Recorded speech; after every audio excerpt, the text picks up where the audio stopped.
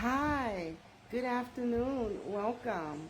I am going to be reading today from the Holy Bible. I have a King Haile Selassie Rastafari edition Bible, which I'll show you right here. You see?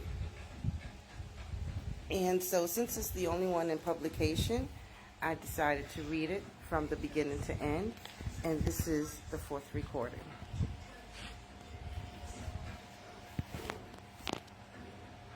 Rastafari Holy Bible, King Selassie Version, KSV, containing the original and New Testament, plus the books of Enoch, Jubilees, and the Kebra Nagas excerpt. We in Ethiopia have one of the oldest versions of the Bible, but however old the version may be, in whatever language it might be written, the word remains one and the same. It transcends all boundaries of empires and all conceptions of race. It is eternal. H.I.M. Haile Selassie I. Rastafari Edition, Blackstone Publishing, 2019. The Heritage of Israel.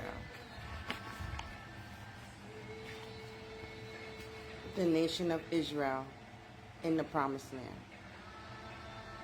The 12 tribes of Israel would reestablish themselves in the land of Canaan and serve Jah according to his laws and commandments. The Promised Land was a blessing for the nation of Israel because the Israelites were able to live as a holy nation and keep God's heritage alive. Even in the Promised Land, though, the Israelites sometimes did evil in the sight of Jah. This allowed other nations, such as the Canaanites, Judges 4:1, and the Philistines, 1 Samuel 12:9, to gain an upper hand on Jah's special nation. The nation of Israel, which was ruled by judges during the time of the Philistine conflicts, wanted a king to rule over them rather than judges. The prophet Samuel, who was a righteous man and judge over Israel, was asked to anoint a king for them. Saul, from the tribe of Benjamin, became the first king set over the nation of Israel. Unfortunately, Israel rebelled against God, and Saul the king also disobeyed Jah's voice and listened to the people rather than God. This would cause him to eventually lose his power as ruler. 1 Samuel 15:24. Saul's son-in-law and loyal armor-bearer David, 1 Samuel 16:21, would take over as king of Israel. David was already loved and admired by the people for his defeat of the Philistine army, including the giant champion Goliath. Because David was a man after God's own heart, Jah promised King David that his throne would last throughout all generations. Psalm 89:3-4. King David's son Solomon would precede David as the next king to the throne. King Solomon would prove to be a very wise king and brought the nation of Israel to a place of great order and wealth.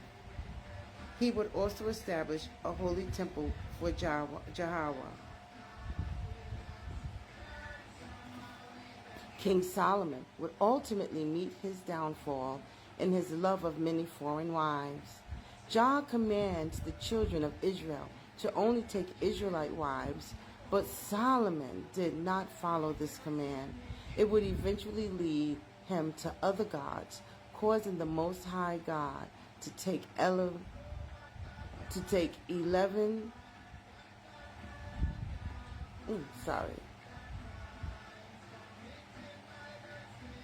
It would eventually lead him to other gods, causing the Most High God to take 11 out of the 12 tribes of the kingdom from his seed, retaining one tribe for his father David's sake. 1 Kings 11:9-15. For the next few hundred years, the nation of Israel would go through various kings, some good and righteous, others corrupt and evil. And that's all for now. We will continue with part 5, the union of King Solomon and the Queen of Sheba. next time. God bless and have a wonderful weekend.